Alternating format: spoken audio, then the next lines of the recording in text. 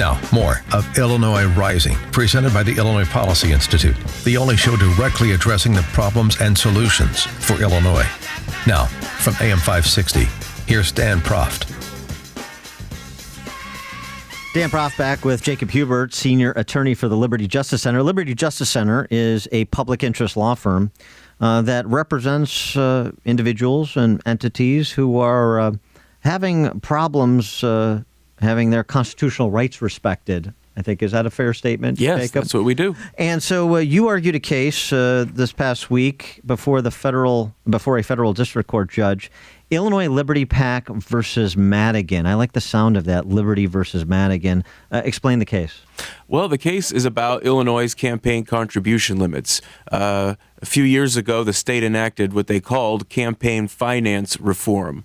But what this really was a scheme just to entrench Michael Madigan and John Cullerton in their positions and help them keep their party in power.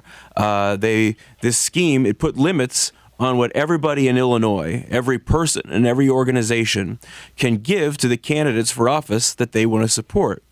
Except that it didn't limit the state's political parties, and it didn't limit the legislative leaders, Madigan and Cullerton. It gave those leaders these special committees that they can use to give unlimited amounts to the candidates who they support. And so the result is, of course, just a tilting of the political playing field, where we're all limited, but those guys can give as much as they want to their candidates. And of course, the effect of this is to keep them and the people they support in power and put everybody else at a disadvantage. Now, what about the super PACs, the existence of independent expenditure PACs? In full disclosure, I run a super PAC called Liberty Principles PAC. How do they equalize the playing field, or is that a separate conversation distinct from this disparate treatment of individuals and businesses versus legislative leaders? Well, it's not what we were talking about in court this week, but it's very interesting the way that these independent expenditure groups have been treated. The Supreme Court has said that an independent expenditure group is allowed to spend as much as it wants because it's not working with a candidate, and so that's just your free speech. You could do it as much as you want.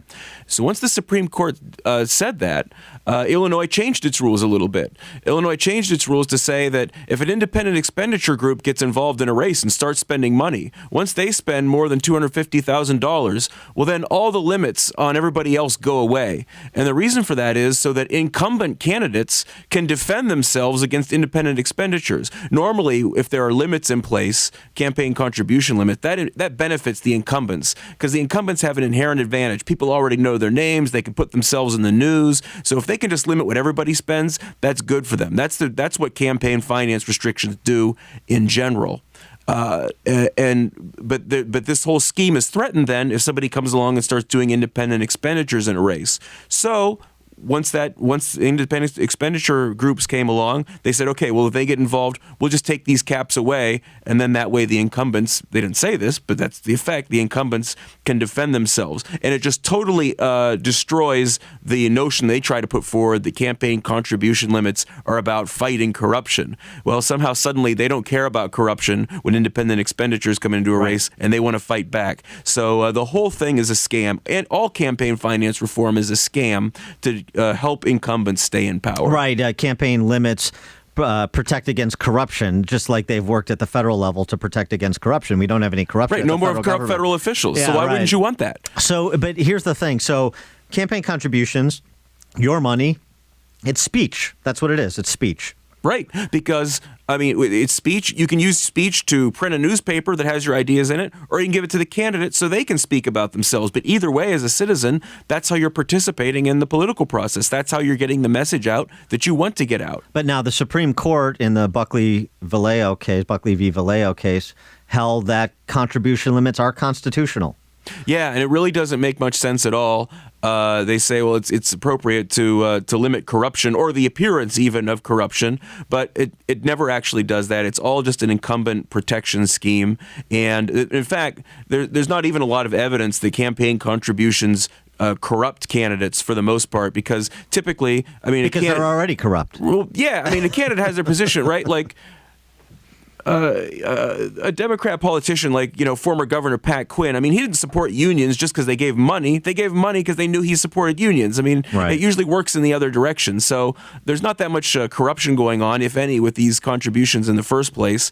But in the name, but these laws let corrupt politicians pose as reformers and actually put a scheme in place that just helps them stay in power and helps them engage in actual corrupt behavior by protecting them from challenges. But now, with that Supreme Court precedent in the Buckley case, how does that impact the case that you're pursuing at the state level in terms of the constitutionality? I know this is kind of a state issue, but it's also, well, I mean, excuse me, it's a state occurrence, but it's a federal issue. You're in federal district court.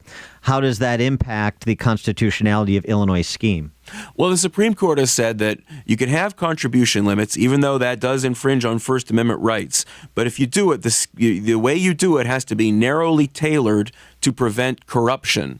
And so our argument is, look, if everybody is limited except these legislative leaders who can spend as much as they want. This isn't a scheme that's designed to limit corruption. This is a scheme that's designed to limit everybody except the leaders in what they can spend, and it doesn't do anything to stop the leaders from engaging in corruption, which they are perfectly as capable of engaging in as anybody. They can certainly condition their campaign contributions on favors that the recipients do for them. They can say, I'll give you money, but you have to vote for my bill. I'll give you money, but you have to vote for me as speaker. That's corruption, and they can do it without limitation. So this scheme obviously isn't narrowly tailored to limit corruption. It's just tailored to help those guys stay in power. Yeah, and not to put too fine a point on it, but it really concentrates power with those legislative leaders such that you have all of these rank and file legislators that are afraid or beholden or some combination of the two, not only because they want the money, but because they're afraid that if they go against leadership,